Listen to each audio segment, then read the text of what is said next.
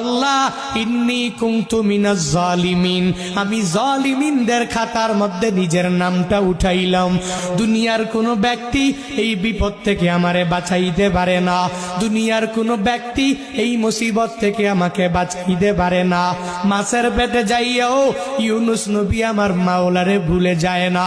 ইউনুস নবী যখন আল্লাহকে জানাইয়া দেয়, আল্লাহ লা ইলাহা ইল্লা আনতা, ও দয়ার মালিক তুমি ছাড়া কোনো ইলা নাই, তুমি ছাড়া কোনো মাবুদ নাই, তুমি ছাড়া কোনো মাশুক নাই, তুমি ছাড়া ইবাদত পাওয়ার যোগ্য দুনিয়াতে কেউ নাই।